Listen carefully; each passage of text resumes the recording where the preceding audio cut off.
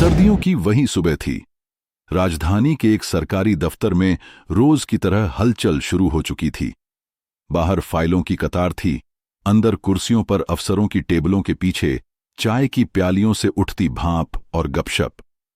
तभी एक कमजोर से दिखने वाले बुजुर्ग दफ्तर के गेट पर पहुंचे। उनके हाथ में थी एक पुरानी सी फाइल, कपड़े साधारण, एक घिसा हुआ कोट, पुराने जूते और एक झोला जिसमें कागजों का ढेर था।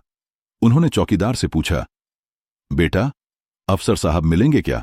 बहुत जरूरी काम है, मेरी पेंशन का मामला है।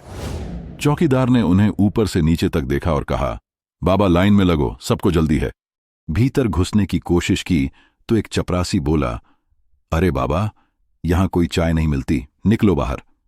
बुजुर्ग ने थकी आवाज में कहा, बेटा, मैं खुद इस विभाग में 35 साल नौकरी कर चुका हूं, बस मेरी फाइल पर दस्तखत बाकी हैं। लेकिन कोई नहीं सुन रहा था। भीड़ से कोई बोला, कितनी दिक्कत करते हैं ये रिटायर लोग, फालतू की सहानुभूति चाहिए होती है इन्हें। बुजुर्ग फिर भी रुके रहे, धीरे से बोले, मेरी पत्नी बीमार है, ऑपरेशन के लिए पैसे चाहिए, बस यही फाइल पास हो जाए तो अस्पताल ले जा सकूं। फाइल उनके हाथ से छूट गई, नीचे गिरी तो कुछ पन्ने बिखर गए।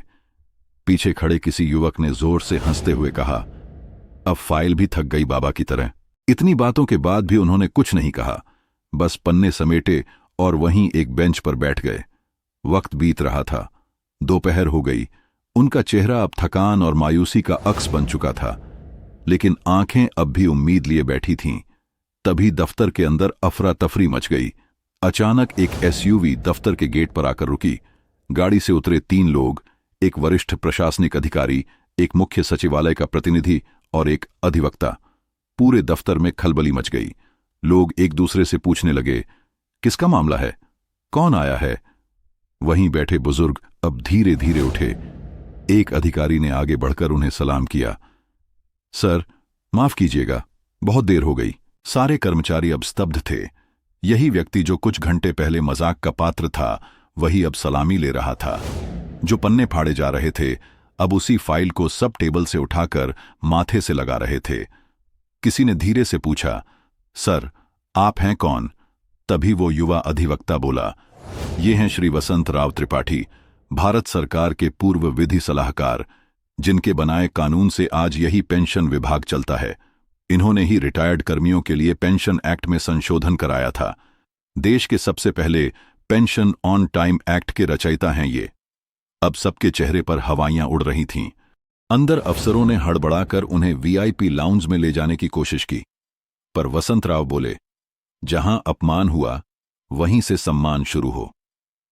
उन्होंने उसी टेबल पर फाइल रखी जिसे कुछ घंटे पहले चपरासी ने धक्का दिया था। धीरे से बोले, मेरी पेंशन की नहीं, पर आपकी सोच की फाइल अभी बंद है।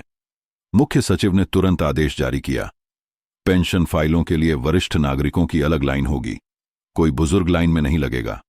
वहीं खड़ा वह चपरासी जिसकी बातों ने सबसे ज्यादा चोट दी थी, अब कांपते हाथों से बोला, सर माफ कर दीजिए, मैं नहीं जानता था आप। वसंतराव मुस्कुराकर बोले, तुम्हें जानना था कि मैं कौन नहीं, यह जानना था कि मैं क्यों आया था। इज्जत नाम से नहीं, नजर से मिलती है। वो अपनी कुर्सी पर नहीं लौटे, बल्कि वापस उस बेंच पर जाकर बैठ गए।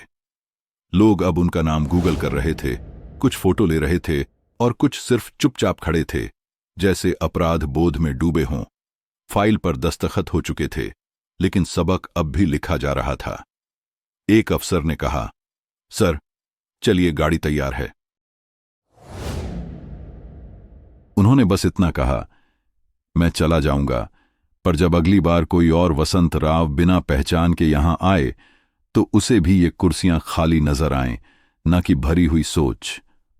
दफ्तर की दीवारों पर टंगी गांधी जी की तस्वीर के नीचे अब नई बात सुनाई दी, संवेदनशीलता ही सबसे बड़ा सिस्टम है और इज्जत सबसे बड़ी फाइल।